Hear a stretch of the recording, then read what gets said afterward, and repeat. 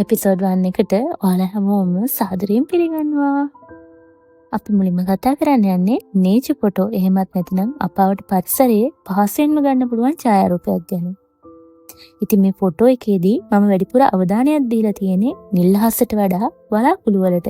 මේ ෆොටෝ එකේ technical side එක ගැන බැලුවොත් ඔයාලට පේන්න තියෙනවා sharpness and detail, exposure, color accuracy, noise levels, lens performance වගේ aspects. ඉතින් මේ MB 2.8ක් වෙන මේ ඉමේජ් එකේ අපි මුලින්ම කතා කරමු sharpness and detail ගැන. එහෙමත් නැතිනම් තියුණු බව සහ විස්තර ගැන. ඉතින් මේ ගැන කතා කරද්දී ඔයාලට පේන්න තියෙන ඔය ළඟින් පේන්න තියෙන අඳුරු වලාකුළු වල දාර සහ රටා ඉතා හොඳට පැහැදිලිව පේනවා. ඒත් මැද තියෙන දීප්තිමත් වලාකුළු ගොඩක් soft. ඒ කියන්නේ මෘදුයි. දුරින් තියෙන නිල් අහසේ විස්තර නම් චුට්ටක් අඩුයි. ඉතින් අපි ඊළඟට එක්ස්පෝසර් ගැන එහෙමත් නැතිනම් ආලෝක නිරාවරණය ගැන අපි ගැන කතා කරොත් මේ ෆොටෝ එකේදී කැප්චර් කරනකොට ටිකක් අර චැලෙන්ජ් එකක් වගේ වෙලා තියෙනවා. අඳුරු වලාකුළු ළඟ අර දීප්තිමත් අහසත් එක්ක ලොකු වෙනසක් ගැප් එකක් පේන්න තියෙනවානේ. ඉතින් මම මේ දීප්තිමත් ප්‍රදේශවලට ප්‍රමුඛත්වයක් දීලා සුදු වලාකුළු ඩීටේල් වෙන්න ඩාර්ක් ක්ලවුඩ්ස් වල ෂැඩෝ එක ඩීටේල් අඩු කරා. එතකොට ඒකෙන් බ්‍රයිට්නස් එක වැඩි ප්‍රදේශයේ සුදු පාට තැන් අඩුවෙන් තමයි පේන්න තියෙන්නේ. එතකොට අපි මේ ෆොටෝ එකේ කලර් ඇකියුරසි එක ගත්තම වලාකුළු වල අලු සහ සුදු පාට අපිට හොඳින් පේනවා. ඒ වගේම අලු මිශ්‍ර නිල් අහස දුරින් වගේ පේන්න තියෙනවා. ඇත්තට මම මේ ෆොටෝ එක ගත්තේ දවල් 1ට වගේ වැස්සකට පස්සේ. එතකොට lens performance එක පැත්තෙන් බැලුවොත් Huawei Nova 7i ඒ ෆෝන් එකේ කැම් එක වලාකුළු වල හැඩතල කිසිම විදිහකින් විකෘති කරලා පෙන්වන්නේ නැහැ. ඇත්තටම නැචරල් විදියට කැමරාව මේ ෆ්‍රේම් එකට වලාකුළු ටික කැප්චර් කරලා තියෙනවා.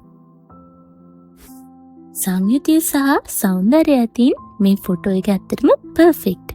rules of thirds and framing. මෙතින්දී අඳුරු වලාකුළු තමයි මේ ෆ්‍රේම් එක විදියට පේන්න තියෙන්නේ. ඒ වගේම තමයි මැද තියෙන දීප්තිමත් ප්‍රදේශය හරි ඉක්මනට ප්‍රේක්ෂකයාගේ ඇස ආකර්ෂණය කරගන්නවා.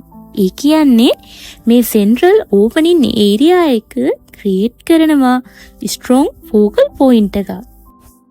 ලේඩින් ලයින්ස් බලන්න අඳුරු වලාකුළු වල එන්ඩින් එක.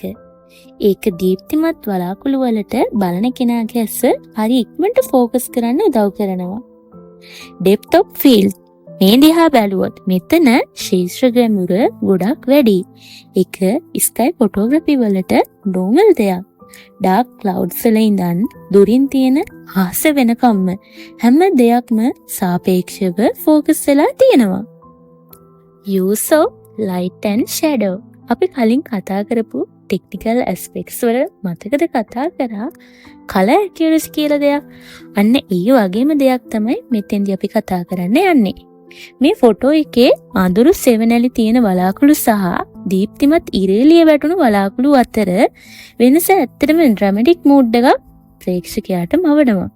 වලාකුළු වල විවරය හරහා එන දීප්තිමත් ආලෝක කදම්බේ වැස්සකට පස්සේ එන ඉරේලිය ඉතා හොඳට පෙන්눔 කරනවා. ඉතින් ඔන්න අදට මම මේ එපිසෝඩ් 1 එකේ සමුගෙන යනවා. තවත් දවසක ලස්සන ඡායාරූපයක් සමග එපිසෝඩ් 2 එකෙන් හමු වෙන තේ ඔයාලා හැමෝටම සුබ දවසක් කියලා මම ප්‍රාර්ථනා කරනවා. ඔන්න තව දෙයක් කියන්න තියෙනවා. අමතක කරන්න එපා මාව subscribe කරන්න.